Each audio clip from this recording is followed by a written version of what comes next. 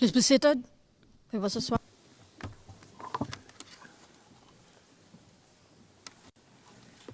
Good morning once again. Le président, à nouveau, bonjour. Je redonne la parole à monsieur le procureur sans plus tarder.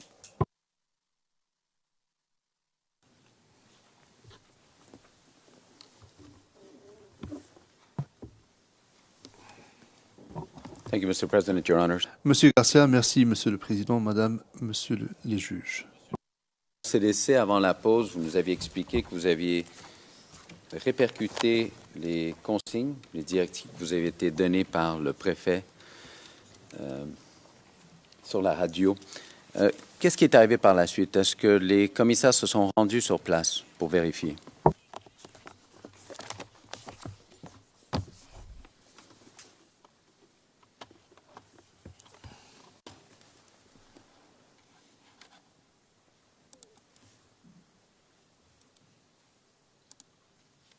With your Honor's permission, we would like to go. Maître Aoun, avec votre permission, monsieur le président, j'aimerais que nous passions à huis clos partiel. Merci. This question. Le président, pour répondre à cette question.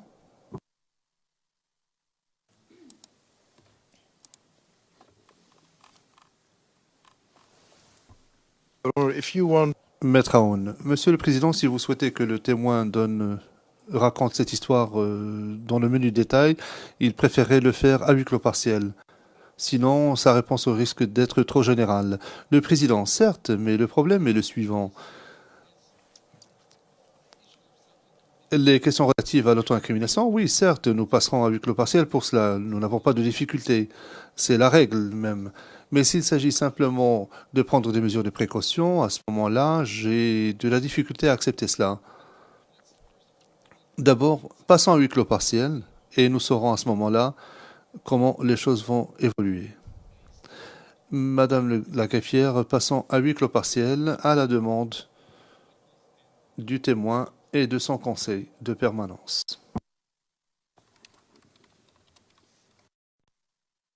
Président, je vous remercie. Nous étions à huis clos partiel parce qu'il y avait un problème d'auto-incrimination que la Chambre n'a pas perçu. Celle-ci a donc ordonné à ce que l'on revienne en audience publique, Maître Ndri.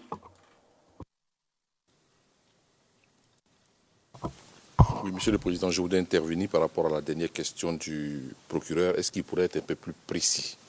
Parce qu'il dit ceci. Et concernant le CECOS, est-ce qu'ils étaient armés? Yes. Le Président. C'est quelque chose qui a été dit à huis clos partiel. Mais je comprends que votre question, c'est de demander au procureur de bien vouloir être plus précis. Je vous en prie, monsieur le procureur. Alors, monsieur le témoin, est-ce que le BMO était armé?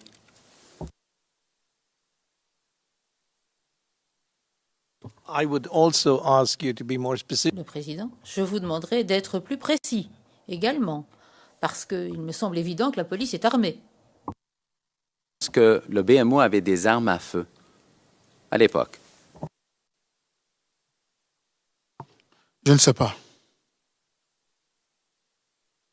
Alors, monsieur le témoin, rappelez-vous. Alors, je vous rappelle ce que le juge président a dit déjà avant. Vous occupez à l'époque la position quand même assez importante de chef de district. Vous aviez quand même plusieurs personnes sous votre responsabilité. Vous étiez présent lorsque ces événements ont eu lieu. Alors, je vous repose la question. À votre connaissance, est-ce que le BMO avait des armes à feu à l'époque? Monsieur le Président. I cannot see. Le Président, je ne vois pas quelle intervention semblerait nécessaire, mais allez-y.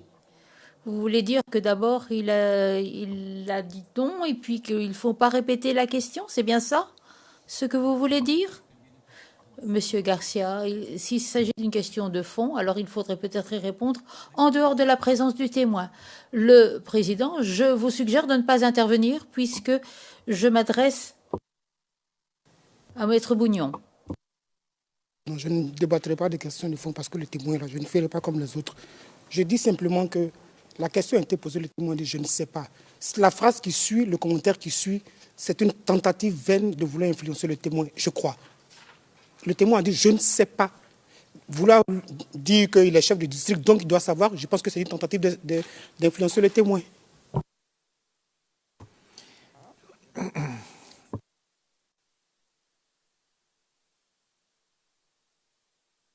So it is exactly what Le président. Donc c'est exactement ce que je pensais que vous alliez poser comme question. Donc allez-y, posez votre question. Que le BMO, les membres du BMO, les effectifs du BMO avaient des armes à feu sur eux. Ils avaient des armes à feu. Question simple.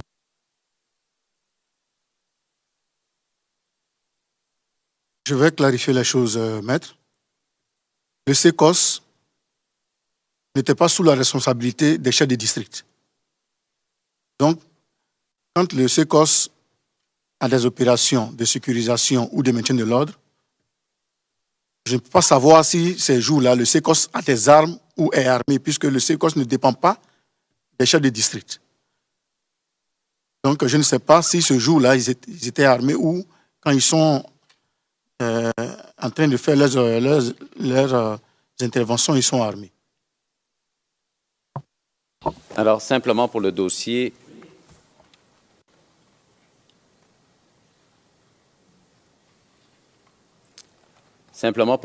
Monsieur le témoin, règle générale, d'après vos connaissances, à l'époque, est-ce qu'ils portaient des armes à feu?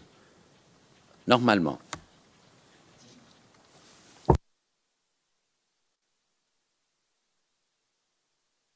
Lorsqu'ils sont dans la circulation, je suppose qu'ils sont armés puisque le SECOS à l'origine a été créé pour lutter contre le grand banditisme et la grande criminalité, donc je suppose qu'ils sont armés.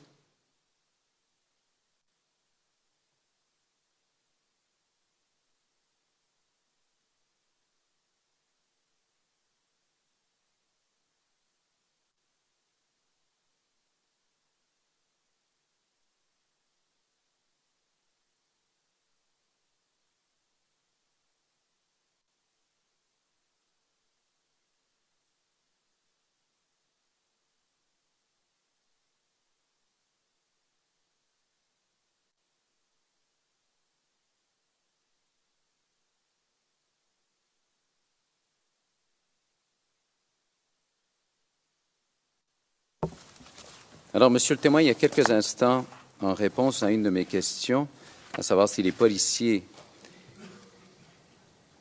étaient armés, vous m'aviez répondu, je crois, que vous n'étiez pas au courant à savoir si les policiers sous vos ordres étaient armés cette journée-là.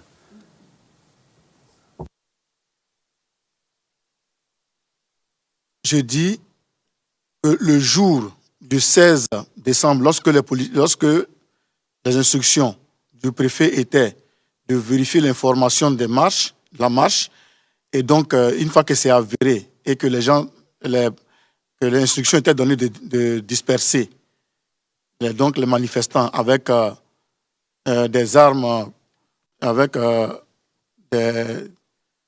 des armes conventionnelles, c'est-à-dire les armes de maintien de l'ordre. Je veux parler des grenades lacrymogènes et autres. Je ne sais pas si ce jour-là, lorsque les policiers partaient en intervention, ils avaient porté des armes. Ça, je ne sais pas. Mais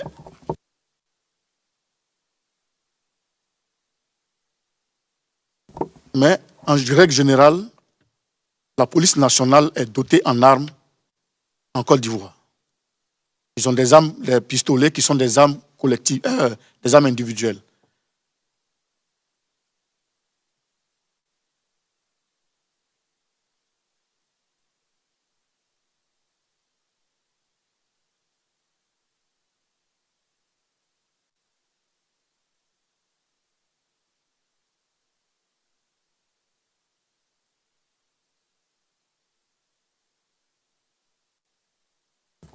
Est-ce que vous avez reçu un rapport d'un autre commissaire cette journée-là?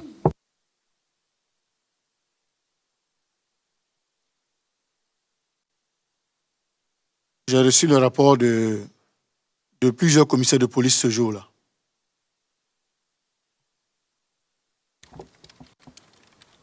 Alors, vous nous avez parlé du commissaire du 3e arrondissement. Je crois que vous avez mentionné également au début du commissaire du 11e arrondissement. C'est exact?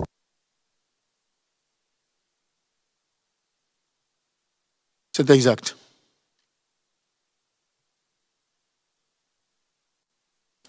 Alors, quel rapport vous a été fait par le commissaire du 11e arrondissement?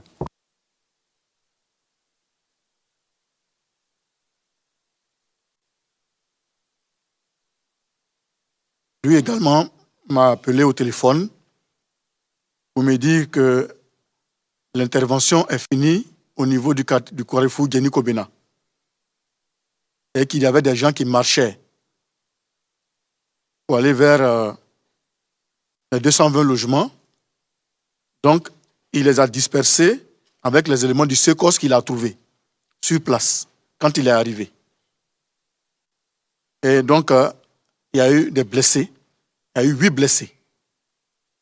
Il y avait 8 blessés. Au moment où il m'appelait, il m'avait dit qu'il y avait 8 blessés.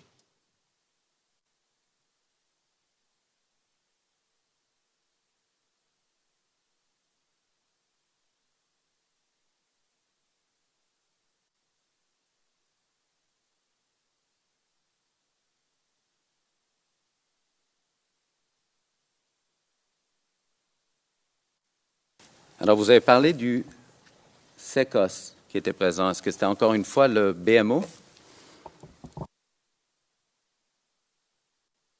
Oui, c'est ce que le commissaire m'a dit.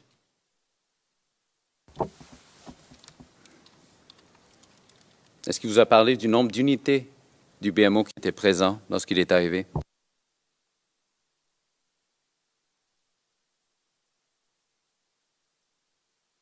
Je ne me rappelle pas s'il m'a dit qu'il y avait 1 ou 2 équipages, mais il m'a dit seulement que, si je me rappelle très bien, il m'a dit qu'il y avait des équipages de BMO qui étaient là.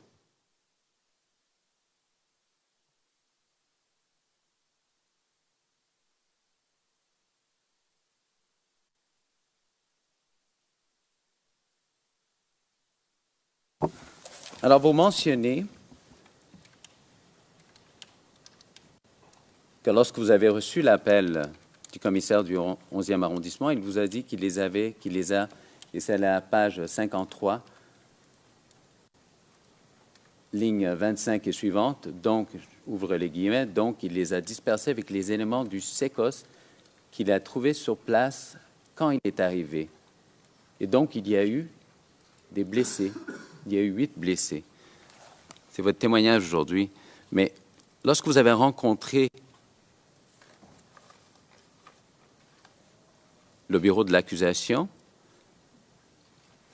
est-ce que vous avez mentionné que quelque chose d'autre, comme quoi que lorsque le commissaire est arrivé sur les lieux, il y avait déjà des blessés sur place?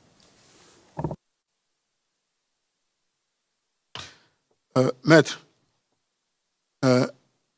j'avoue que le jour où j'ai déposé devant les enquêteurs de la CPI, ils m'ont surpris avec ces questions. Donc, je n'avais pas toutes les idées, je n'avais pas tous les éléments nécessaires. C'est la première réponse que j'ai donnée. Parce qu'il y avait encore quelques petites confusions qui étaient dans ma tête, eu égard au fait qu'il venait de se passer 5 ans et cette affaire venait de se passer. Mais avec le temps, j'ai réfléchi, j'ai eu le temps de me rappeler très bien ce qui s'est passé ce jour-là. Et comme je suis là pour dire la vérité, je vous dis exactement, voilà ce qui s'est dit entre le commissaire et moi lorsqu'il m'a appelé. Bon, alors, monsieur le témoin, je vais simplement vous ramener à ce que vous avez dit au bureau du procureur. Et c'est le IRN, c'est le 00810199 à la page 0223. Et c'est ce que vous avez déclaré aux enquêteurs le 10 mars 2015. On vous a posé des questions concernant cette intervention.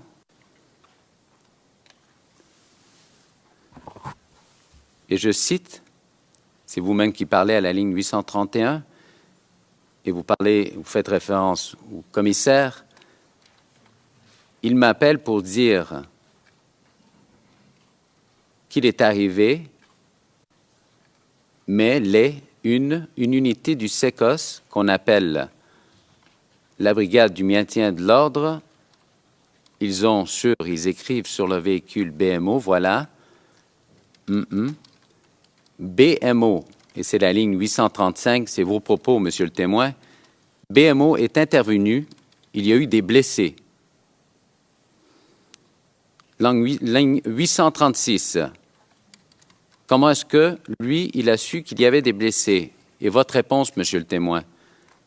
Mais puisqu'il est arrivé sur les lieux, quand il est arrivé, le BMO était déjà là. Quand il est arrivé, il y a eu deux équipages du BMO étaient déjà là. Il les a pas vus en train d'intervenir, mais au moment où il est arrivé, les gens avaient fini d'intervenir. Les gens s'étaient dispersés, il a vu les blessés. Alors, monsieur le témoin, ce sont vos propos à l'époque, ça ne fait pas tellement longtemps non plus, mois de mars 2015, et vous affirmez que lorsque le commissaire est arrivé sur les lieux, l'intervention était à toute fin pratique finie, qu'il y avait déjà des blessés. C'est ça la vérité, n'est-ce pas? Monsieur le Président. Maître. Monsieur le Président, je voudrais faire une observation pour être juste avec vous et pour la manifestation de la vérité. Je voudrais faire cette observation en dehors du témoin.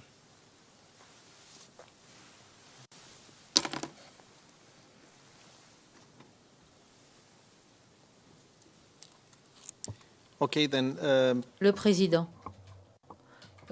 Très bien. Veuillez faire sortir le témoin, s'il vous plaît.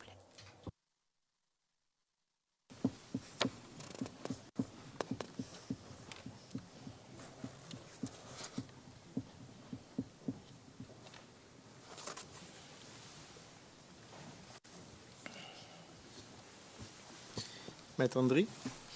Maître Ndri, le président.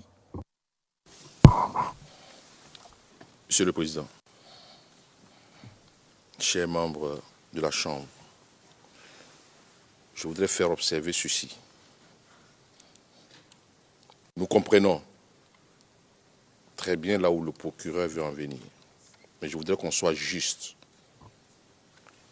par rapport à l'entièreté de la déclaration du témoin faite devant les enquêteurs du bureau du procureur. Nous entendons ici le témoin viva voce.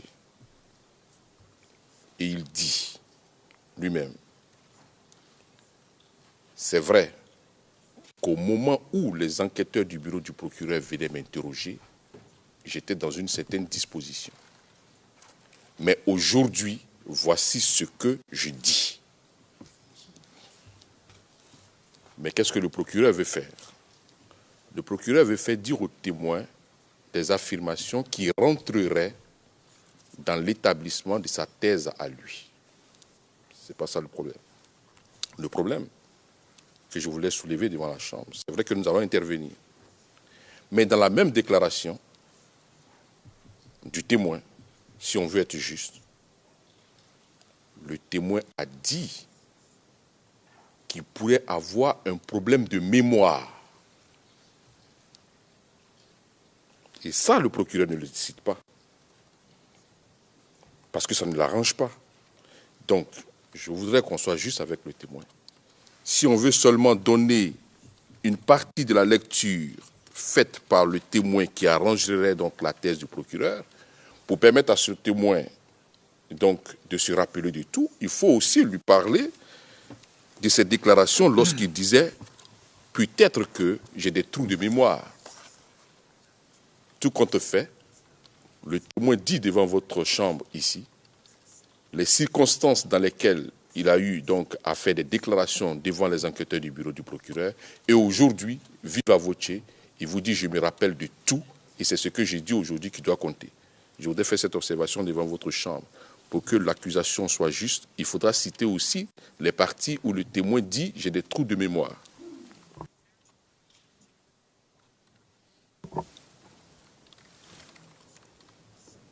Now, Your Honor, if I may.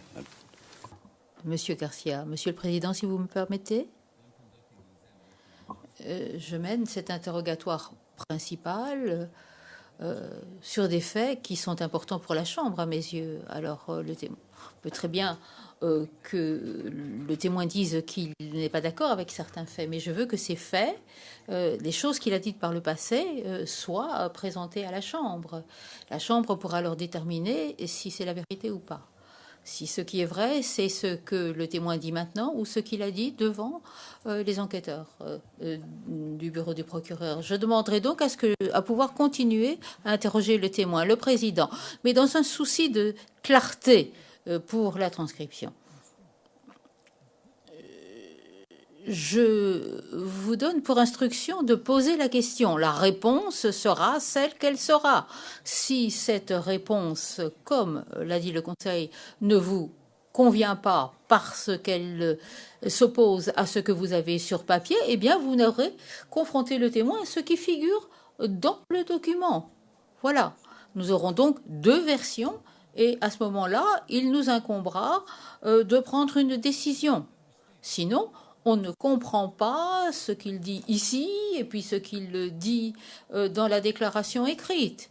Ça, c'est la confrontation du témoin à une déclaration précédente. On lui lit et on lui demande ce qui est vrai, ce qu'il dit ici ou ce qu'il disait là-bas. Monsieur Garcia, merci, Monsieur le Président, pour ces instructions, mais c'est tout à fait ce que je disais au témoin au sujet de sa déclaration précédente. Et vous voyez que le témoin reste sur ce qu'il a dit. C'est comme cela que je vais continuer. Le Président. Alors, que le témoin intervienne. Maître Aoun, j'ai un problème parce que j'ai une déclaration qui nous a été remise par le bureau du procureur. J'essaie de suivre, mais je n'ai pas les mêmes références. On parle de la ligne 830. Ça n'est pas la même chose que ce que j'ai ici. Je vous remercie, Monsieur le Président. Le Président, c'est un problème général ici. Les références sont données comme si les références chiffrées n'avaient pas vraiment de précision. Je me demande fréquemment pourquoi les codes qu'on nous donne ou les numéros qu'on nous donne ne sont pas les bons. Maître Altit. Question, je n'ai pas, et vous me pardonnez, suivi les derniers échanges, mais est-ce que le conseil du témoin n'a pas dit qu'il avait la déclaration devant ses yeux? Est-ce que j'ai bien compris ou peut-être me suis-je trompé? Parce que si tel est le cas, il faudrait probablement rappeler au conseil du témoin qu'il n'a pas à montrer cette déclaration au témoin. La déclaration préalable, j'entends. That is what I did. Le président sait ce que j'ai fait en disant que le Conseil ne concerne que la règle 74 et qu'il n'a pas à faire des suggestions aux témoins. C'est quelque chose qui devrait être clair. Sure, I can say to my... Maître Aoun, je peux dire à mon éminent collègue que je connais très bien mon devoir et j'essaie à titre personnel de suivre, mais les références ne sont pas les mêmes que celles que j'ai. Le président, il a le droit de les avoir parce que comme ça, il comprendra mieux si ceci relève de la règle 74 ou si on risque de se retrouver dans une situation de la règle 74. Donc, est-ce que l'huissier d'audience pourrait préciser les choses à l'intention et faire revenir le témoin? L'interprète se reprend. Faire revenir le témoin.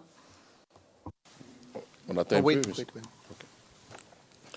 Monsieur le Président, je suis intervenu pour faire une observation. Et vous avez donné, je ne sais pas, vous avez fait des précisions que je n'ai pas bien cernées. Ma préoccupation, à moi, c'était que nous entendons le témoin viva voce. Donc, si on veut le confronter à sa déposition antérieure, il faudra, je pense, pour être juste avec lui rappeler et ce qu'il a dit, qui était contre. Ouais, c'est ça ma préoccupation, votre décision. Je vous donne un exemple. Je vous donne juste un exemple sur la même question. Je vous donne juste un exemple. CIV, OTP 0081 02 90. Page 25. Le témoin dit, toujours sur la même question, il dit, voilà. Donc ce que je ne me rappelle pas, mais ça peut arriver parce qu'en ce moment, comme je vous ai dit, je ne me sentais pas bien. Peut-être qu'ils ont participé avec BMO pour faire le travail. Peut-être. Mais je ne me rappelle pas.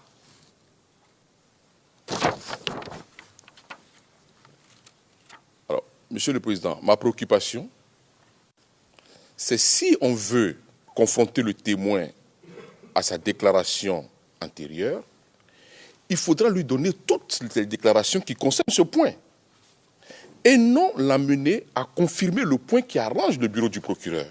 Parce que la difficulté que la défense aura, finalement, Monsieur le Président, c'est que le témoin s'étant déjà orienté vers certaines questions, ou du moins certaines réponses, que dans une disposition psychologique, il ne puisse pas revenir sur ce qu'il a antérieurement dit. C'est ça ma préoccupation et c'est fondamental pour moi. Dans un souci de recherche de la vérité, j'accepte qu'on confronte le témoin à sa déclaration antérieure, mais qu'on le fasse pour toutes ses déclarations. Yes, that's what I was. Le président, justement, c'est ce que j'avais dit au procureur. Je répète ce que j'ai dit. Et ceci s'adresse également à la défense lorsque vient le temps de poser des questions. Ça s'applique à tout le monde, aux deux parties, de donner le passage pertinent et non pas et de ne pas utiliser uniquement les passages qui l'arrangent. Voilà. Je voudrais maintenant que l'on fasse revenir le témoin et je vous invite à nouveau à poser des questions. Et si les réponses ne sont pas celles que vous escomptez, eh bien, si elles ne correspondent pas à la déclaration antérieure, vous l'opposez au témoin et vous posez vos questions. Et vous faites référence au passage pertinent, comme l'a dit Maître Hendry. Faites entrer le témoin.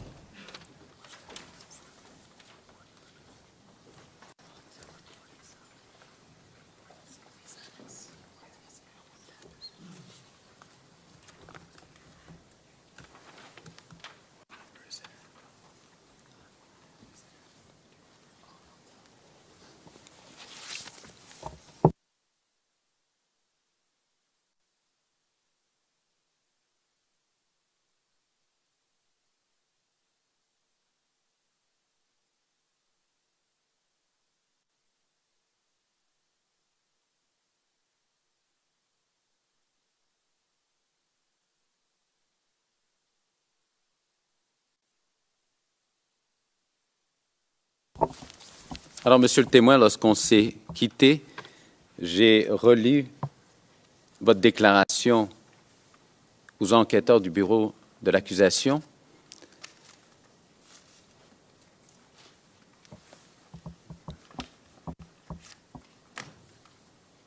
Et vous aviez essentiellement dit qu'il y avait 2 équipages de BMO qui étaient déjà là, qu'ils avaient déjà fini d'intervenir.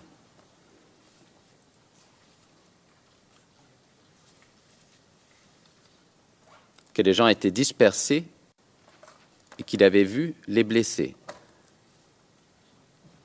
Est-ce que c'est la vérité?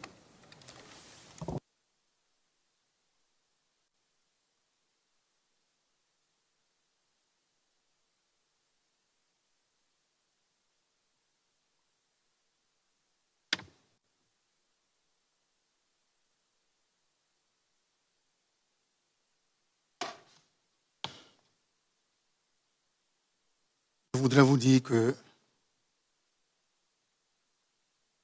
lorsque j'ai échangé avec le bureau du procureur le jour de cette déposition, il venait de se passer 5 ans que cette situation avait eu lieu.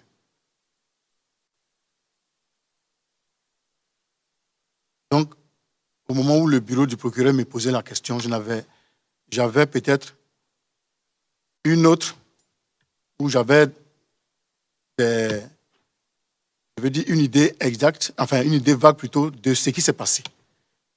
Donc c'est cette première version que j'ai donnée parce que je n'avais pas tout, j'ai oublié certaines choses, je n'avais pas tout en tête, mais ce qui m'était resté, lorsque le bureau du procureur m'a posé la question, effectivement j'ai donné cette version. Mais jusqu'à ce que je vienne, j'ai eu le temps de me rappeler, parce que le film est venu maintenant bien dans ma tête, et j'ai eu le temps de me rappeler exactement dans quelles circonstances j'ai dit cela. Mais je souhaiterais, avec votre permission, qu'on y arrive, si vous voulez bien. Mais pour cette journée-là, je répète que lorsque le commissaire m'a appelé, il m'a dit que l'intervention venait de finir. Il a fait l'intervention avec des équipages de Sécos version Bémo et qu'il y avait 8 blessés à l'issue de cette intervention. Alors, Monsieur le témoin, simplement pour que ce soit clair, est-ce que vous êtes en train de nous dire que votre mémoire de ce qui est arrivé sur les lieux ce jour-là, elle est meilleure maintenant qu'à l'époque quand on a pris ce rapport, en 2015, au mois de mars? That's exactly what he says. Le président sait exactement ce qu'il a dit. C'est exactement ce qu'il a dit. Je ne pense pas qu'il faille éclaircir ce qui est déjà limpide. La vraie version, c'est laquelle? Celle que vous nous donnez aujourd'hui ou celle que vous avez faite devant le bureau du procureur il y a 2 ans ou je ne sais combien de temps? Président, la vraie version, c'est ce que je vous donne aujourd'hui. OK. Le président, très bien. Poursuivez. Maître Altit. Un mot. Please. Je vous en prie, dit le président. Enlevez ses écouteurs. Je voudrais juste dire un mot à mon confrère. Oui, c'est vrai. C'est exact. Le témoin, le président, il peut vous entendre. La substance. If it touches the substance, Your Honor, then once again. Si cela concerne le fond, le président, j'ai donné la parole à Maître Altit, et nous verrons ce qu'il a à dire d'abord.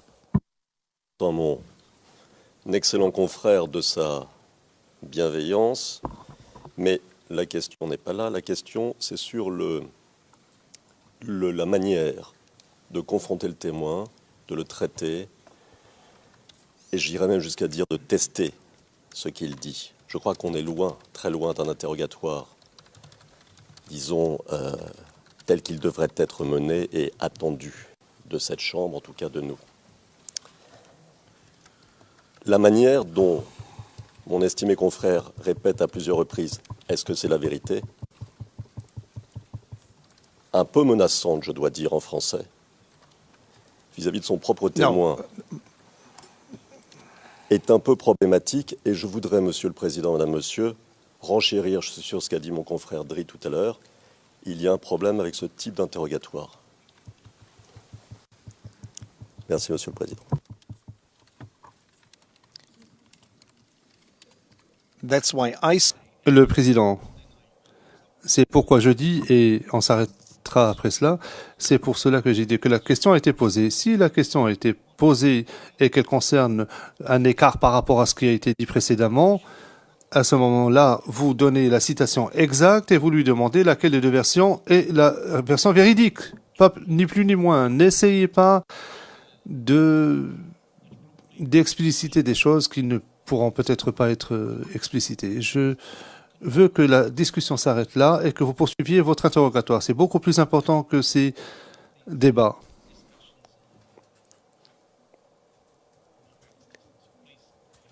Veuillez poursuivre. Posez votre question. Essentiellement, je veux comprendre. Je veux bien comprendre. En 2015, vous avez donné une version des faits aux enquêteurs. No, no, no, no, no. Le président, non, non, non, non. Ceci a déjà été dit. Il a déjà répondu à cela. Non, veuillez poursuivre, posez vos questions. Monsieur Garcia, permettez-moi simplement de dire quelque chose de très important. Monsieur le Président, ce n'est pas la première fois qu'un témoin change de récit devant la Chambre. L'important, en l'occurrence, et c'est pour cela que je pose ma question, c'est que au final, nous devons savoir pourquoi il y a eu un changement de version. Il y va de la valeur probante du témoignage du témoin. C'est l'importance de la déposition de vive voix. C'est pour cela que je pose ces questions. Le président, non, non, non. D'abord, il faut que le compte rendu tienne compte justement des réponses du témoin. Après cela, si vous trouvez qu'il y a une différence, vous posez une question pertinente. Je veux que vous poursuiviez votre interrogatoire et, si besoin, et vous opposez au témoin les incohérences ou les différences. Vous disposez de 4 heures, Monsieur Garcia. Oui, je comprends cela, mais je dois vérifier. Le président interrompant. Non, il n'y a pas de mais. Je veux que vous poursuiviez votre interrogatoire. Just for the record, Your Honor, Monsieur Garcia, je veux juste préciser au fin de l'enregistrement, est-ce que la Chambre m'empêche de poser au témoin la question pour savoir pourquoi il a changé de récit par rapport à la déclaration antérieure? Le président, non, non, non, non, non. Nous n'en sommes pas encore là. Nous ne sommes pas encore arrivés à ce stade-là. Mais je vous en prie, poursuivez. Monsieur Garcia, je vais poursuivre, mais je reviendrai là-dessus. Est-ce que vous avez eu, lorsque vous avez eu l'appel du commissaire du 11e arrondissement, est-ce que vous avez fait mention des blessés?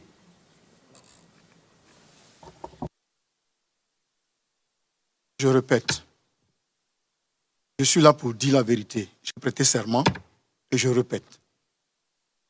Je dis que lorsque le commissaire m'a appelé, il m'avait signifié que l'intervention était finie, qu'effectivement, il y avait un groupe de manifestants qui avait pris la voie pour aller vers les 220 et qu'il est intervenu pour les disperser avec l'aide des 2 équipages de BMO. De Secos version BMO. Et qu'après l'intervention, il y a eu 8 blessés. Est-ce que vous avez dit au bureau du procureur, Monsieur le témoin, que les équipes de BMO avaient laissé les blessés sur les lieux, qu'ils étaient partis simplement?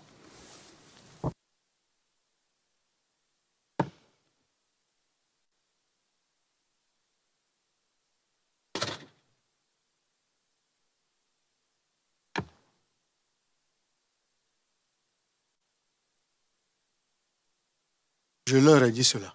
Mais, je précise bien. Je précise bien. Parce que si je ne précise pas, on va continuer ce débat et ça ne va pas nous avancer. Je vous ai dit, lorsque le bureau du procureur m'interrogeait, ils m'ont posé la question. Donc, la réponse que j'ai donnée et qui est celle-là, c'était une réponse que j'avais donnée, mais il y avait un flou, il y avait une confusion dans ma tête. Peut-être qu'avec le temps, lorsqu'on ira un peu plus loin dans les échanges, je vous dirai à quelle occasion ça m'a été dit, ce que vous êtes en train de dire. Alors, Monsieur le témoin, simplement pour que ça soit clair au dossier, je vais vous rappeler vos propos que vous avez faits au bureau du procureur. C'est au IRN 0081-0199 à 0227. Yes, please slow down, giving... Le président, veuillez ralentir lorsque vous devez donner une référence. Monsieur Garcia, pardon, Monsieur le Président. 9 à 0227. Alors, à la ligne 1000 et suivante. Alors, personne n'a entendu, c'est vous. Quand ils ont fini, j'ai dit, quand ils ont fini, ils sont partis. Intervieweur, ils sont partis directement. Personne n'a entendu, voilà. Intervieweur, ils ont laissé et vous avez dit les voilà. Intervieweur, blessés sur les lieux, point d'interrogation. Et vous-même, vous avez dit voilà. Ils ont laissé les blessés sur les lieux. Et c'est moi qui lui ai dit, bon, prends les blessés, mets-les dans le véhicule, tu les conduis à la préfecture de police. Alors, c'est exact ou non que quand le commissaire vous a appelé, il vous a dit cela?